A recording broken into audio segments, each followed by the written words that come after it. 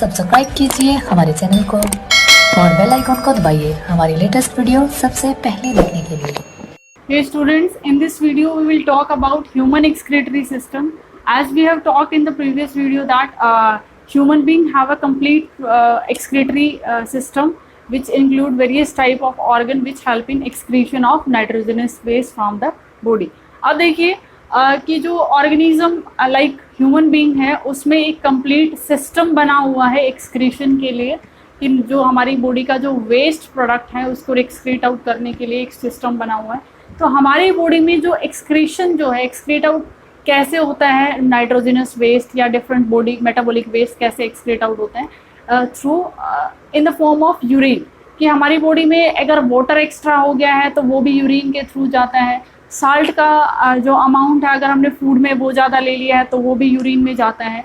ऐसे ही जो unwanted pigments जो हमने फूड के साथ लिए हैं या हमारी बॉडी में जनरेट हुए हैं तो वो भी यूरिन के थ्रू निकलते हैं।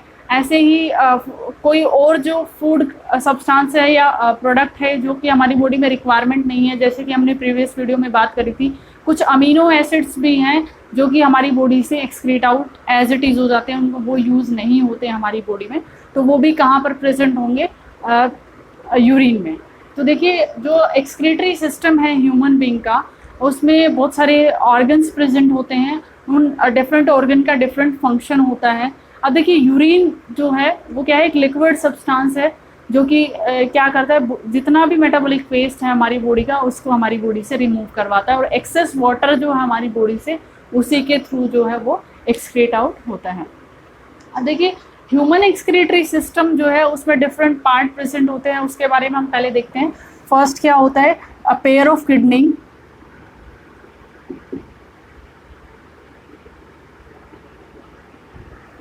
किडनी प्रेजेंट होती है पेयर में।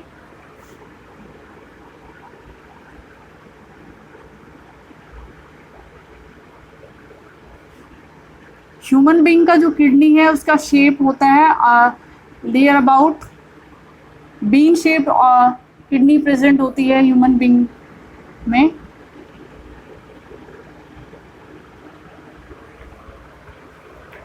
Next is ureter, a pair of ureter. It is a tube-like structure which arises from this portion of the kidney.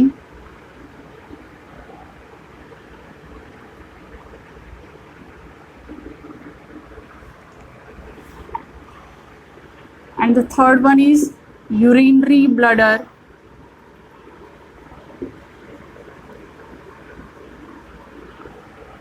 Urinary bladder is a bag-like structure, muscular structure present in the excretory system of human being, which is used for storage of urine before it passing out from the body.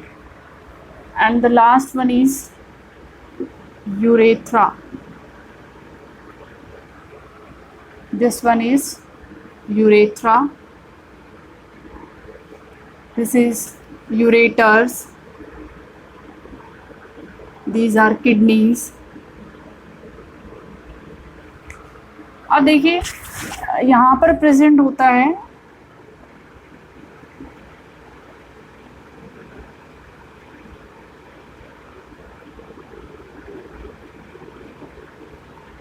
two blood vessels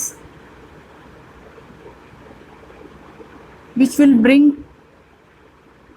blood to the kidney and take blood away from the kidney. अब देखिए एक होता है aorta and the second one is vena cava. अगर हम excretory system की बात करें, ह्यूमन बीइंग का एक्सक्रीटरी सिस्टम में a pair of kidney present होता है। किडनी का शेप जो है वो बीन शेप और होता है।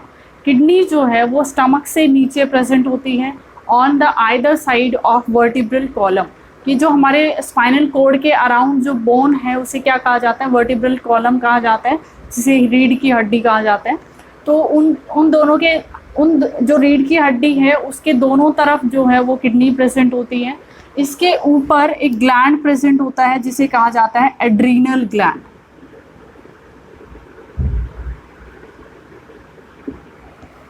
एड्रीनल ग्लैंड प्रेजेंट होता है उसके बाद देखिए किडनी जो के से दोनों किडनी से एक एक ट्यूब अराइज होती है, और ये जो बाहर का जो किडनी का जो सरफेस होता है वो कॉन्वेक्स होता है, कॉन्वेक्स सरफेस जो आउटर सरफेस जो किडनी का, और ये जो कनकेव सरफेस होता है इन इस तरफ से। अब देखिए जो ये नोच आपको दिख रही है, डिप्रेशन जो आपको दिख रहा है किडनी में, इसे कहा जाता है हाइलम या हाइलस, हाइलस या फिर हाइलम कहा जाता है। ये जो डिप्रेशन दिख रहा है, इस हाइलम से ही डिफरेंट जो ट्यूब्स अराइज निकलती हैं और एंटर करती हैं, डिफरेंट ब्लड वेसल्स भी यहीं से एंटर करती हैं और बाहर निकलती हैं। तो यूरेटर जो है वो कहाँ से अराइज हो रहा है, किडनी के हाइलम रीजन से या हाइलस रीजन से। ये दो ट्यूब होती हैं जो कि क्या करती हैं, यूरिन कैरी करके लेकर आती हैं किडनी से, यूरेटर यूरिन कैरी करके लेकर आती हैं कहाँ तक, यूरिनरी ब्लडर तक।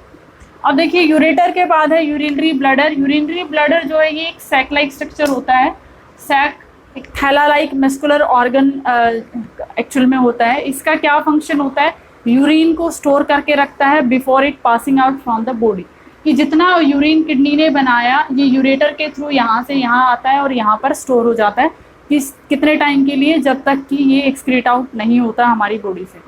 मतलब जो ह्यूमन बीइंग का जो यूरिनरी ब्लडर है वो नियर अबाउट 0.5 से लेकर 1 लीटर तक यूरिन को जो है होल्ड कर सकता है। ये मस्कुलर होने के कारण क्या होता है, स्ट्रेच हो जाता है, एज जैसे जैसे इसमें यूरिन इकट्ठा होता रहता है इसमें स्ट्रेचिंग होती रहती है और इसको वो यूरिन का जो वॉल्यूम है उसको होल्ड करता रहता है। जैसे ही ये इनफ यूरिन इसमें आ जाता है तो जो यूरिनरी ब्लडर से यूरिन जो है यूरेथ्रा को पास होता है और फिर हमारी बॉडी से एक्सक्रीट आउट हो जाता है। अब जो यूरेटर जो है यूरिनरी ब्लडर में यहाँ पर ओपन नहीं होते, पोस्टीरियर साइड में ऑब्लिकली ओपन होता है नियर अबाउट यहाँ पर।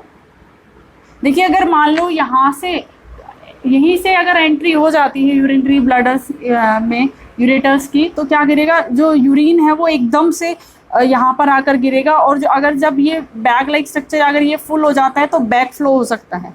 लेकिन क्या है कि यूरेटर जो है यूरिनरी ब्लडर में ऑब्लिकली पोस्टीरियर साइड में, फॉर एग्जांपल यहाँ है, जैसे कि फॉर एग्जांपल ये बैलून है, बैलून के पीछे की तरफ ऐसे थोड़ा सा तिरछा जो है वो ओपन होता है यूरिनरी ब्लडर, बिल्कुल सीधा नहीं होता। अगर सीधा होगा तो क्या होगा, जैसे यूरिनरी ब्लडर फिल हो जाएगा यूरिन से तो वो बैक फ्लो होने का चांसेस रहता है। लेकिन अगर इस तरीके से ऑब्लिकली अगर ओपन होता है, फॉर एग्जांपल यहाँ पर यूरिनरी ब्लडर है ये और इस तरीके से ये इस तरीके से ओपन होता है पीछे की तरफ से, और यहाँ पर जो यूरिन यहाँ पर इकट्ठा हो जाएगा तो बैक फ्लो का चांसेस जो है वो कम रहता है। अगर बिल्कुल एग्जैक्टली ऐसे 90 डिग्री एंगल पे अगर ओपन होता है तो जैसे ही फिल हो जाएगा ब्लडर तो ऊपर की तरफ जो है यूरिन जो है बैक फ्लो कर सकता है। तो इसीलिए ये ऑब्लिक पोजीशन होती है इसकी पोस्टीरियर साइड में यूरिनरी ब्लडर की। उसके बाद है यूरेथ्रा। यूरेथ्रा जो है एक ट्यूब लाइक स्ट्रक्चर होता है जो कि कहाँ से ओपन हो रहा है, base of the urinary bladder and which carry urine from the urinary bladder to the outside the body, कि ये एक्सक्रीशन में हेल्प करवाता है। मेल के केस में जो यूरेथ्रा जो है वो कॉमन पैसेज है for semen as well as urine, but in case of female urethra is very near about very short in case of female, it open exteriorly with a it is short in case of female actually। अब देखिए जो metabolic waste जो है वो kidney में आता है, ठीक है। यूरिन फॉर्मेशन कहाँ पर होता है, जो किडनी जो है उसका 2 रीजन होता है। फर्स्ट वन जो आउटर रीजन होता है उसको कोर्टेक्स कहा जाता है, जो इनर रीजन है इसे मेड्यूला कहा जाता है। कॉर्टेक्स रीजन में जो है और मेड्यूलर रीजन जो है वो है on the basis of the position inner और आउटर। जो आउटर पेरिफेरल जो एरिया है उसे कॉर्टेक्स कह दिया जाता है, और इंटरनल जो एरिया है जहाँ से हाइलस की तरफ का जो एरिया है वो मेड्यूला होता है। अब देखिए जो किडनी है उसका स्ट्रक्चरल और फंक्शनल यूनिट होता है नेफ्रॉन।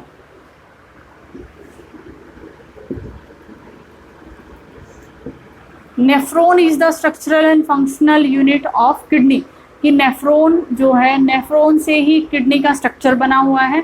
और किडनी का फंक्शन क्या है, यूरिन फॉर्मेशन का। तो किडनी के अंदर जो यूरिन फॉर्मेशन जो होता है वो किसकी वजह से होता है, नेफ्रॉन की वजह से होता है। Large amount of nephron are present inside the kidney. तो हम नेफ्रॉन के स्ट्रक्चर के बारे में आगे पढ़ेंगे। पहले हम सिर्फ नेफ्रॉन किडनी के बारे में या फिर एक्सक्रीटरी सिस्टम के बारे में जनरल जो हम देख रहे हैं कि कौन से पार्ट का क्या फंक्शन है। तो किडनी का फंक्शन होता है यूरिन फॉर्मेशन का और ओस्मो रेगुलेशन का।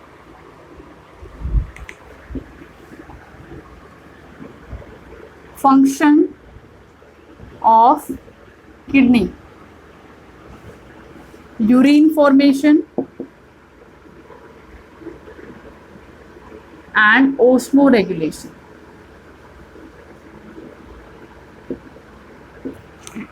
यूरिन फॉर्मेशन जो एक नॉर्मल है कि water, metabolic waste, salt, different type के पिगमेंट्स जो हमारी बॉडी में प्रेजेंट होते हैं वो लिक्विड की फॉर्म में जो है वो बाहर आते हैं, तो उस लिक्विड को क्या कहा जाता है, यूरिन कहा जाता है। ऐसे ही दूसरा फंक्शन इसका है ओस्मो रेगुलेशन का।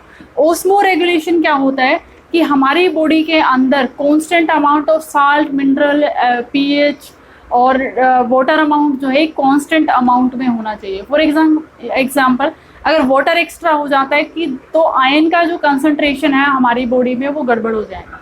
ऐसे ही अगर कम हो जाता है वाटर का अमाउंट तो भी क्या है कि concentration of solute particle becomes higher in the blood, lymph and different fluid of the body.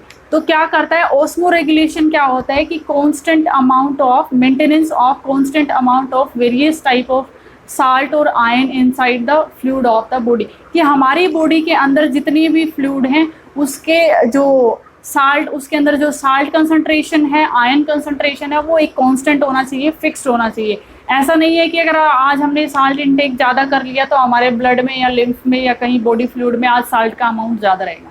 ऐसा नहीं होता है कि अगर कोई भी चीज़ जो एक्सेस अमाउंट में अगर हमने ले ली है तो वो क्या होती है, एक्सक्रीट आउट होती है, और वो एक्सक्रीशन का काम कौन करवाता है, किडनी करवाता है।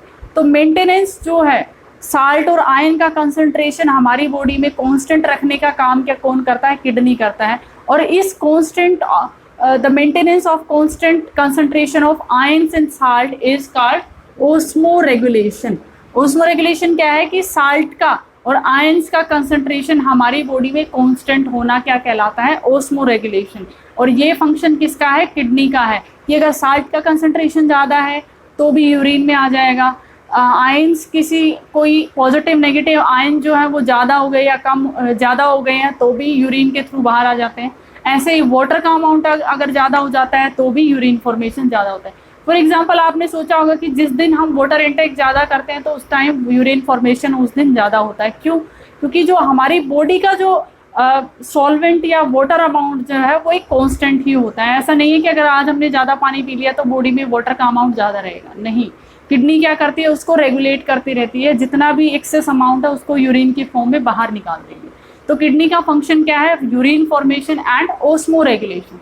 ओस्मो रेगुलेशन एक बार मैं फिर रिपीट कर रही हूँ, ओस्मो रेगुलेशन क्या होता है कि maintenance of constant amount of ions and salt inside the fluid of the body. तो ये फंक्शन हो गया किडनी का। आप देखिए किडनी के अंदर मेटाबॉलिक वेस्ट आएगा कहाँ से। मेटाबॉलिक वेस्ट जो है हमारी बॉडी से किस में एंटर कर जाता है, ब्लड में एंटर कर जाता है। और ब्लड में क्या रहेगा, वो मेटाबॉलिक वेस्ट किडनी तक आएगा। और जैसे ही वो मेटाबॉलिक जो ब्लड है, मेटाबॉलिक वेस्ट रिच ब्लड जो है किडनी में आता है तो वहाँ से फिल्टर आउट कर देते हैं नेफ्रॉन।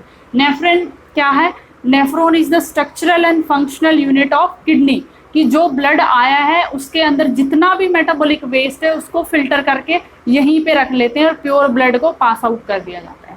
तो हम पहले देखेंगे कि कौन सी ब्लड वेसल जो है किडनी के अंदर इम्प्योर ब्लड जिसके अंदर मेटाबॉलिक वेस्ट प्रेजेंट है उसको लेकर आते हैं। जो ऑर्टा है वो देखिए हमें पता है कि oxygenated blood is carried by the aorta from the heart to different organs. लेकिन क्या है कि किडनी को भी तो ऑक्सीजन चाहिए ना काम करने के लिए। तो क्या है कि ऑक्सीजनेटेड ब्लड आता है किडनी में, लेकिन उसमें क्या होता है बहुत ज़्यादा मेटाबॉलिक वेस्ट होता है, वो प्योर नहीं होता क्योंकि उसके अंदर मेटाबॉलिक वेस्ट है। और ऑक्सीजनेटेड तो है लेकिन मेटाबॉलिक वेस्ट उसमें ज़्यादा है। तो वो कहाँ पर आता है, किडनी में आता है ऑर्टा के थ्रू। तो oxygenated blood having metabolic waste rich blood we can say enter inside the kidney for the filtration. Filter के बाद वापस जो प्योर ब्लड है और डीऑक्सीजनेटेड ब्लड, अब देखिए ऑक्सीजनेटेड आया था और जिसके अंदर क्या था, मेटाबॉलिक वेस्ट ज़्यादा था, वो ब्लड आया था। और वापस जाएगा वो ब्लड कैसा होगा, डीऑक्सीजनेटेड और प्योर ब्लड। प्योर ब्लड का मतलब उसमें अब मेटाबॉलिक वेस्ट नहीं है, मेटाबॉलिक वेस्ट जो था वो अब किडनी में रह गया है, यूरिन फॉर्मेशन हो गया है, यूरिन के थ्रू बाहर निकलेगा। तो जो है वापस जो ब्लड जाएगा वो किसके थ्रू जाएगा, वेना केवा के थ्रू। तो यहाँ पर बिल्कुल भी कंफ्यूजन नहीं रखना है कि हम अगर हम हार्ट की बात करते हैं तो हम प्योर ब्लड कहते हैं ऑक्सीजनेटेड ब्लड को, और oxygenated blood is carried bye aorta. तो अगर हम यहाँ पर बात करेंगे इम्प्योर ब्लड की, तो इम्प्योर ब्लड वो ब्लड होगा किडनी के लिए जिसके अंदर मेटाबॉलिक वेस्ट ज़्यादा है, जिसके अंदर मेटाबॉलिक वेस्ट बहुत ज़्यादा है, लेकिन वो ऑक्सीजनेटेड होगा क्योंकि किडनी को भी तो ऑक्सीजन चाहिए ना। तो पंप जो करेगा ब्लड किडनी के अंदर जिसमें मेटाबॉलिक वेस्ट है वो आएगा थ्रू ऑर्टा और वापस फिल्टर होकर जाएगा थ्रू वेना केवा।